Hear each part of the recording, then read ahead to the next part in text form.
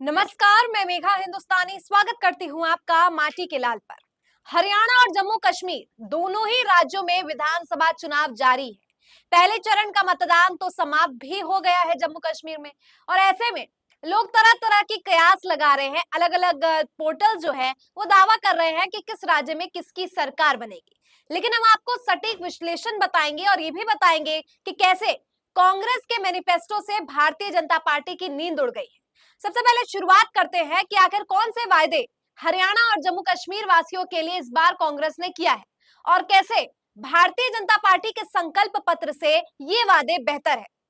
सबसे पहले हरियाणा के लिए 7 पक्के वादे इरादे। कांग्रेस ने लिखा है हरियाणा के लिए 7 वादे पक्के इरादे।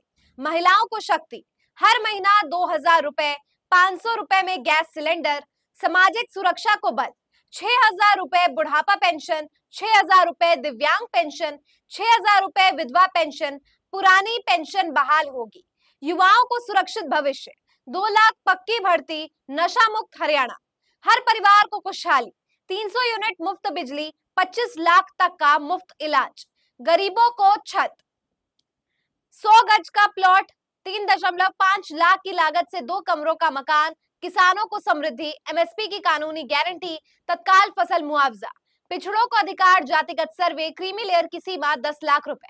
अब आप गौर करेंगे तो आपको मालूम होगा कि कांग्रेस ने किसानों को, महिलाओं को, युवाओं को टारगेट करते हुए ये संकल्प पत्र जारी किया है।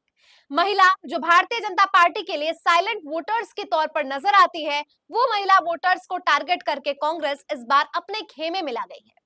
न केवल सिलेंडर, महंगाई, बेरोजगारी, इन तमाम चीजों पर फोकस किया गया है, बल्कि हरियाणा में एंटी इनकम्बेंसी एक ऐसा मुद्दा है जिसको लेकर भारतीय जनता पार्टी के खिलाफ जनता का आक्रोश देखने को मिल रहा है। और ऐसे में नयाब सिंह सैनी के खिलाफ जनता एकजुट हो ही गई है। चाहे महिला पहलवान आंदोलन की वजह से जाटों का एक कंसंट्रेशन भारतीय जनता पार्टी से हटकर कांग्रेस में आना हो, या फिर किसान आंदोलन की वजह से किसानों का और जो हरियाणा में पंजाबी पॉपुलेशन है, हरियाणा की जो पॉपुलेशन है, उसका एक सेक्टर, एक सेक्शन कांग्रेस को वोट देने वाला है। इसके अलावा रोजगार के क्षेत्र में भी हरियाणा में हाल बदहाल है, जिसकी वजह से युवा इस बार कांग्रेस के तरफ जाते हुए दिख रहा है।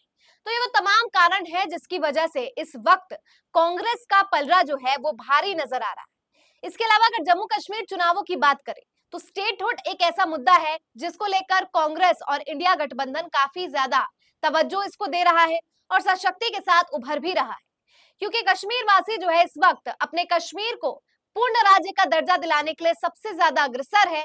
और यही वजह है कि कांग्रेस ने स्टेटहुड के मुद्दे को राजनीतिकरण करके इस तरीके से सदन पटल पर रख के इतना चुनावी मुद्दा इतना महत्वपूर्ण बना लिया कि इस बार जम्मू कश्मीर में भी इंडिया गठबंधन की स्थिति काफी मजबूत नजर आ रही है।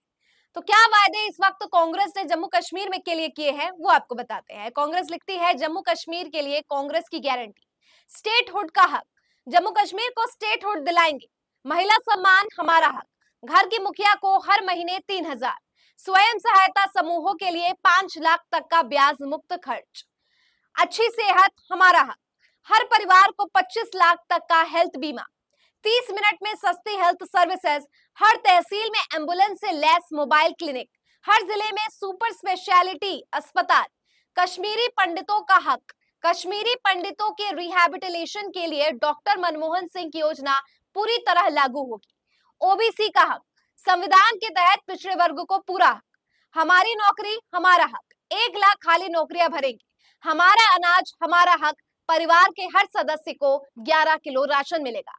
अब जम्मू कश्मीर की जो बुनियाद है, जम्मू कश्मीर की जो मांगे हैं, वो केवल पूर्ण राज्य तक सीमित नहीं है, वो उनके अधिकारों तक जो है फैली हुई है, जिस अधिकार को मोदी सरकार ने 370 के तहत भी छीन लिया। यानी अपनी जमीन पर अब कोई भी बाहर का व्यक्ति जो है आ जाएगा, बाहर का व्यक्ति जमीन जम्मू कश्मीर में खरीद सकता है। इसको लेकर जम्मू कश्मीर वासियों को थोड़ी थोड़ी क्या बहुत ज्यादा ही तकलीफ है। लिहाजा कांग्रेस ने इस मुद्दे को भी चुनावी संकल्प पत्र में जोड़ दिया, जिसकी वजह से अब इंडिया गठबंधन की मजबूती काफी ज्यादा दिख रही है। इसके अलावा अगर मैं बात करूं कि लोकपोल की एक सर्वे है जिसमें हरियाणा जम्मू कश्मीर दोनों के चुनावों का सर्वे किया गया और दोनों में ही जो है कांग्रेस को बढ़ोतरी नजर आई। अब सर्वे की क्या फाइंडिंग्स है वो मैं आपको बताती हूँ ताकि आपको समझ आए कि क्या पूरा मामला है। देखिए लोकपोल का सर्वे लिखा है Haryana ground situation update. Congress still in a position to secure a comfortable majority to form the government. Internal factionalism within Congress has not altered voter perception as voters remain determined to oust BJP. यानी अगर कांग्रेस के अंदर खेमे में कोई factionalism भी है, कोई गुटबाजी भी है, तो इससे वोटर्स को कोई फर्क नहीं पड़ रहा है। भारतीय जनता पार्टी को खदेड़ने का उनका जो दृढ़ निश्चय है वो अभी भी काफी ज्यादा मजबूत नजर आ रहा है। कांग्रेस अभी भी उस पोजीशन में है कि वो मेजोरिटी को सिक्योर कर सके। तीसरा, BJP candidates are facing public anger in several areas during their campus. जहां कहीं भी भारतीय जनता पार्टी के नेता जा रहे हैं, उन्हें लोगों के आक्रोश का सामना करना पड़ रहा है। जाट्स, जाटव, नॉन जाटव एससीज and some OBC sections are firmly aligned with the Congress. तो ये वो सेक्शन ऑफ सोसाइटी है जो कांग्रेस का साथ दे रही है। Loose talks and public behavior by some Congress leaders is damaging the party's image close to the election. तो यहाँ पे कह रहे हैं कि जो लूज टॉक्स हो रहा है, पब्लिक बिहेवियर जो है कुछ कांग्रेस लीडर की वजह से जो है छवि खराब हो रही है। Visits by Congress national leaders to the state are expected to boost their perspective, unlike BJP, which hasn't seen the same impact from its leadership. Bharatiya Janata party को उसके शीर्ष नेतृत्व का कोई फायदा नहीं पहुंच रहा है। कांग्रेस को और भी नेताओं को जो है जमीनी स्तर पर ले जाना चाहिए, उनके जो टॉप मोस्ट लीडरशिप है, ताकि फायदा पहुंचे।